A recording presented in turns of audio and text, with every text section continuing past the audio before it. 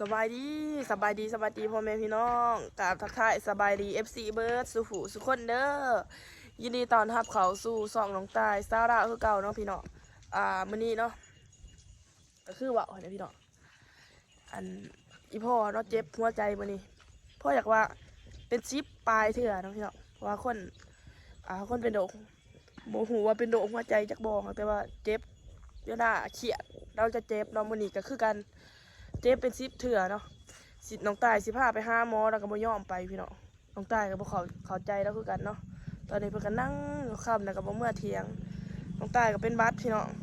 อันนั้นเนาะปกติเขาจะสิเอาอันนี้มาติดหัวแต่ว่าน้องตายติดหน้าผากมันแบบมันปวดหน้าผากนะพี่น้องตะกี้ก็เคยติดหน้าผากเนาะติดบ่อนี่แหละมันเวลาหลอกมันเจ็บเนาะเดี๋ยวเฮาสิมาถามอีพ่อเบิ่งเนาะว่าเป็นจังได๋นะพี่น้องคำนะอีพ่อก็ใส่แต่เสือตัวเดียวยามไรก็ได้มีอีอะไรพี่น้องเสือเรามักเสือตัวนี้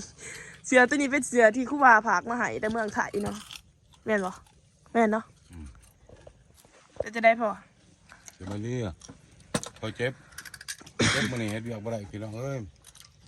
เจ็บ4 เทื่อ5 เทื่อเพราะว่านี่กายเนาะแม่เนาะว่านี่พอยกประตูนักบ่ประตูใหญ่นี่เลยพอยกมันจะพอเฮ็ดสำเร็จแล้วพอยกเอาประตูเข้าไปในเฮือนเดี๋ยวพี่น้องอีพ่อเนาะก็คือร้ายจนแบบเฮ็ดให้เจ็บเนาะพ่อเนาะคิดแล้วจะอยากเอามันไปผ่าจะอยากให้มันเป็นคนดีบ่ด้วยจะได้อยากให้ลูกเป็นคนดีนะอยากให้เป็นคนดีนะพี่น้องเพื่อจะเอาไปบำบัดเอาโมเห็นมันหรอก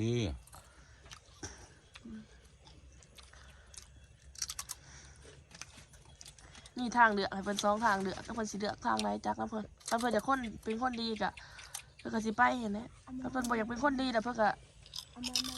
จักนะเพิ่นนะเพิ่นไปไสนี่ไปนะพี่น้องมาเนี่ยอีพ่อแล้วก็อุกใจเอาสิเฮ็ดจะได้น้องตายว่าสิพาไปกวดก็บ่ยอมไปไปยังก็บ่ยอมไปไปนะไปมันก็บ่หายหรอกมันเตือนกันกับค่ำบ่หายมันกับวันเท่าไปบนไรก็มันของเก่าบ่หายมันกับวันเท่าอาการไปบนไรก็ของเก่าแต่นั่นมันบอกช่วงบ่หายมันบ่เจ็บเด้2 3 วันก็บ่เจ็บ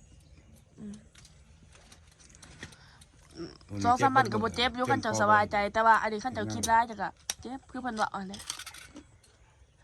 FC เพิ่นมีนั่นแหละว่าพอแห้งเป็นแนวนั้นแห้งมาขึ้นแบบนี้แห้งคัก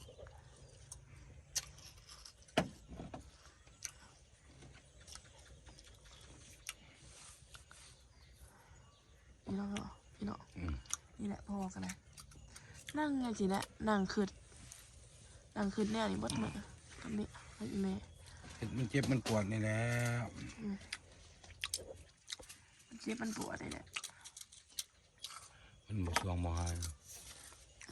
จะปอกเกี่ยวเฮ็ดประตูเฮือนให้ดูบ่แม่นบ่บ่สวงบ่หายดอกเนี่ยนี่คันเจ้าบ่ขึ้นทำไมก็บ่เจ็บเข้าว่าจักละบ่แต่ว่าคันเจ้าขึ้นร้ายนี่มีแนวมากกระทบกระทั่งจิตใจนี่แห้งเจ็บนี่แหละน้องเลยบางเช้านี่เพิ่นมาซัพพอว่าเนาะพี่น้องเพิ่นแบบเพิ่นเจ็บร้ายเพิ่นว่าสิถือเสือลงไปผูกคอตายอยู่ว่าน่ะ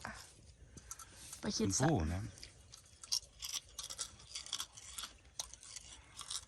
เป็นยังคือว่าจังซั่นว่ามันทรมานนี่นะมันเจ็บมันปวดมันทรมานหลายพอคิดไปตัวทีไปจะบ่เป็นห่วงแล้วว่าซั่นอีแม่บ่เป็นห่วงอีแม่มันเจ็บมันเอ้ยพี่น้องเจ็บแนวใดมันเป็นตะอยู่มันเจ็บเนี่ยแหละเจ็บคือใจสิขาดเนี่ยมันเจ็บบาบติ้งโตก็น้อยหนึ่งก็เจ็บนอนลุกขึ้นน้อยหนึ่งก็เจ็บคืนนี้ก็ไล่แล้วพี่น้องคืนนี้ เอาไปแล่นนะแล้วมันจะแข็ง แต่ว่าอีเมหันอยากให้อีพ่อน่ะไปเนาะอยากให้พ่อหันไปกวดพี่น้องแต่ว่าอีพ่อบ่ไปคือตอนนี้ก็มาอยู่เที่ยงแล้วเด้อพี่น้องเพราะว่ามันแบบมันใจเย็นหรือว่ามันเศร้าโวยวายแล้วก็มาอยู่เที่ยงเนาะตอนนี้โมโหนี่สิไปใส่จักแล้วมันอีพ่อแล้วก็จักสิอุกใจเรื่องในเนาะ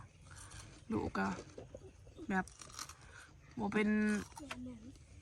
ยาเป็นตอนเนาะ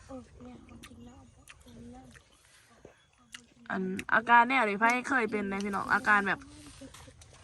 น้องตายสังเกตเบิ่งเนาะเวลาเราเครียดหรือว่าเวลาเราแบบเราคิดนะพี่น้องเราสิเจ็บโดดมือหนึ่งนี่เป็นเท่าไรเถื่อเราเลยเนาะเมื่อคืนนี้เราเจ็บจากเถื่อไหมนอนบ่รับเนาะพี่น้องเพิ่นนอนบ่รับคืนนี่เพิ่นก็เจ็บเพิ่นคือ เก็บมันก็นอนมารับ เจ็บเพราะอยากแบบอยากเหาะอยากไข้เพิ่นนะพี่น้องเลยอันนี้ก็เป็นด้านสาวเรามาอยู่นะมันเจ็บแบบมันหัดเข่าอะด้วยว่าใครมันโอมหัวใจมาจ้ะ มันเจ็บเนี่ยเจ็บเจ็บพันเขาว่า เจ็บหัวใจ เจ็บหัวใจปั๊มเลือดบ่ได้แผลเป็นมาหัวใจมันขาดเลือดปั๊มเลือดบ่ได้เวลามัน เมื่อเป็นน้ำจะอ้วนบ่ใครมันโอมหัวใจ มันคันมันโอ้หัวใจมันก็เมื่อยเลยมันเจ็บมันก็บ่เมื่อยมันบ่เจ็บมันก็บ่เมื่อย นั่นแหละหัวใจมันล้มเหลวมัน เป็นหัวใจล้มเหลว แต่ว่าน้องพี่น้องลงตายกับเฮ็ดหลายอย่างแบบพาไปห้องหมอแล้วก็พาไปเบิ่งหมออะไรพี่น้องพาไปเบิ่งหมอผีนำเลยเพราะว่าเรื่องไสยศาสตร์กับเรื่องอิหยังก็ภูมิอิหยังวะภูมิศาสตร์กับไสยศาสตร์ว่าเขาบอกว่านะแบบตามความเชื่อเนาะที่ลงตายไปเบิ่งแบบว่าพ่อแม่อีพ่อที่ว่าปู่ย่าเอาง่ายๆก็คือปู่ย่าเนาะพ่อของพ่อลายแม่อ้วนนี่อยากกินผักขาวน้ำพ่อแต่ว่าต้นแล้วก็เห็ดได้เลยพี่น้อง ก็บ่เศร้า เห็ดต้นเห็ดหยังกับบ่เศร้าน้องตายมาโมแม่นเนาะแบบมันเป็นพยาธิเอาเองค่ะเนี่ยเป็นพยาธิ ไป ด้วย ช้ามันก็บ่เศร้ามันจะตายลูกเดียว น้องตายก็มีวิธีเดียวเนี่ยพ่อพี่น้องเลยอยากพาพ่อไปรักษาอยู่ไทยเนาะนี่หมอตัวนี้ก็คล้ายว่าทันใดนี่จะคล้ายหมอตัวนี้ไฟใจดีสื่อซอยเลยนะพี่น้องมาสิคล้ายงอแล้วก็สิพาพ่อไปนะพี่น้องเลยแต่ว่าไปนี่ต้องไปอย่างถูกต้องเลยนะพ่อเนาะเฮ็ดบัตรอีกค่ารถอีกจะสิไปวะแหละ ก็ไปนะมีเงินมีคำเงินมันก็มุ้ย บ่จักอยากเฮ็ดเถื่อนบ่จักอยากเฮ็ดหยังแล้วพี่น้อง ไป มีแต่ว่าเอาแต่บุญตกรรมแต่ว่าก็มีหลายคนเพิ่นแสดงมาว่าอย่าให้พ่อคิดมากแต่มันก็หามบ่ไหลเนาะพ่อเนาะหามบ่ไหลบ่คิดหามความคิดบ่ไหลบ่ ทำบ่ได้ว่ามันยุ่งแล้วมันก็คิด พยายามบ่คิดแบบบ่คิดแต่ก็มีแต่ว่าเนาะอันคิดบ่ไหลบ่ โอ้คนทั้งบ่คิดจะไหนมันก็คิดแล้วมือหนึ่งพันอย่าง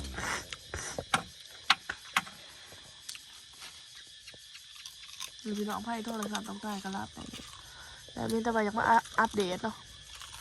อาการพอเจ็บร้ายเถื่อแล้วปุ่นนี่แต่คอยอยากแปลกคอยแปลกน้องใต้แปลกใจพี่น้องว่าสิพาไปห้องหมอเป็นหยังคือบ่ไปทั้งที่ว่าซ้ำบาค่าปัวพ่อนี่มีอยู่เด็กๆหน่อยๆเขาก็บ่เอาแพงบันไดแต่ว่าพ่อนี่บ่ยอมไปพี่น้องเลยไปกับบ่ได้ว่าไม้ความมาให้มันเศร้าหรอกแบบว่าพาไปพ่อวันเฒ่าหั่นนะน้องใต้ก็สิสอนรถไปแต่ว่าอีพ่อเราบ่ไปอีเมลเนี่ยใครไปแต่ว่าเราบ่ไปแล้วสิขึ้นจังไรกันเนาะมันก็บ่จักคือกัน ไปร้อยเถื่อน นั่งไต่ไผ่ได้ขันน้ำพวก ไหนไป ไต่ไผ่ได้แอน ไปเลยของเก่า เอาออกปีกป้าหัน ไปร้อยเถื่อละ ย่อไว้เทั้ง ไปเลยก็มาเตือน มีอะไรพี่น้องพี่น้องมีแต่ว่าสำหรับคลิปนี้น้องตายกับสิโจ้เพียงสามีเด้อมาอัปเดตให้พังเนาะเดี๋ยว นั่นใช่ก็